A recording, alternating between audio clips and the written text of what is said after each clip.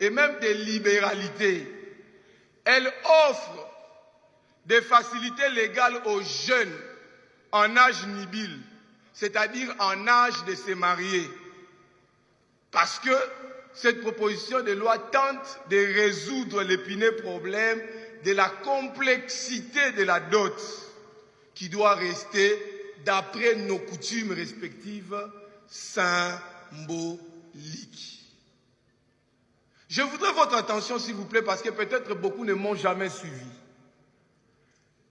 Et à la limite, après m'avoir suivi, nous aurons tous la même religion sur la question. Voici les innovations. La présente loi ne supprime pas les listes coutumières. Non. Honorables députés et chers collègues, aucune liste coutumière est supprimée. Non.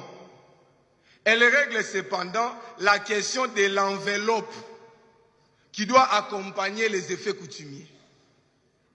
Sur ce, chaque coutume maintient ses biens, qui sont notamment les vaches pour les bâches.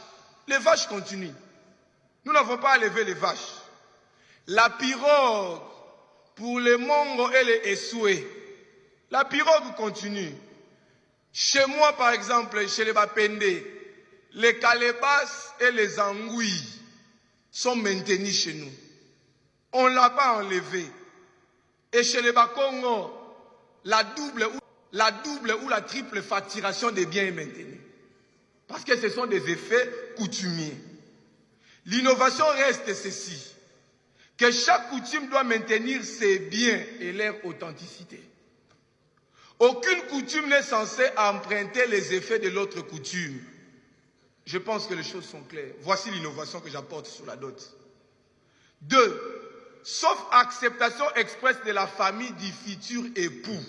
Sauf acceptation, toute multiplication ou toute surfacturation des biens d'auto non prévus par la coutume sont prescrites. Si la coutume demande une chemise, il est interdit de multiplier fois 10. Voilà l'innovation. Respectons la coutume. Il en va de même de toute multiplication des biens non prévus par la coutume. Des biens modernes, à l'instar par exemple du groupe électrogène. Des jeunes gens pleurent, honorables députés, chers collègues. Ils viennent à peine de finir les études. Aussitôt, il veut épouser votre fille. Vous lui demandez en sus de la liste coutumière un groupe électrogène. Voici ce que la proposition proscrit. Les motos, les véhicules marque Ketch, les iPhone Pro Max, les Cabello 30 pouces. Nos coutumes n'en connaissent pas ça. Les chaussettes et chemises de marque Versace et Gucci. Des télévisions plasma 65 ou 95 pouces. 95 pouces.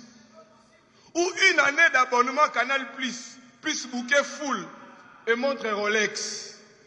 Ces choses sont de plus en plus demandées. Nous parlons des questions de vie. Ma proposition de loi propose la suppression de ces biens. Et donc, si je peux être encouragé, ça me motive de poursuivre, chers collègues. Ainsi, désormais, pour protéger cela, l'officier de l'état civil détiendra un registre civil national, dûment établi par les ministères ayant les affaires coutumières dans ses attributions. Ces registres sera établi avec le concours des experts et autorités traditionnelles de chaque tribu. Ce registre sera établi aussi et publié à la suite des états généraux au journal officiel au plus tard 2 mois après la promulgation de la présente loi. De sorte que la liste totale avant son exécution soit préalablement soumise à un contrôle préalable de l'officier de l'état civil, qui disposera d'un pouvoir de correction et de réaménagement à la lumière de la coutume de la jeune fille, afin d'éviter toute tentative d'appauvrissement du jeune homme. Ce que je demande ici, en d'autres termes, c'est que nous aurons désormais un registre national dans lequel les autorités coutumières de chaque tribu vont déterminer les effets coutumiers qui sont demandés dans chaque tribu. De sorte que le fournissement des listes dotale.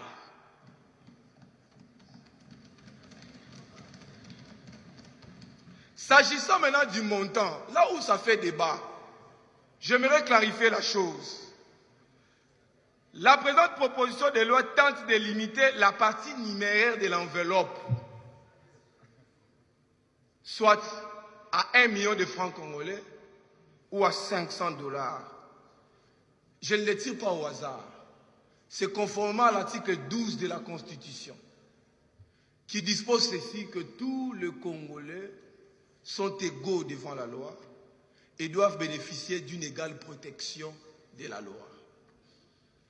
Et que donc, il est méchant et cruel, alors que nous traversons des moments de crise, que sur certaines listes, que des jeunes gens soient facturés à la hauteur de 10 000, 15 000 $ américains.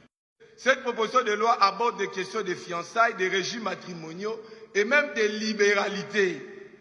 Elle offre des facilités légales aux jeunes en âge nubile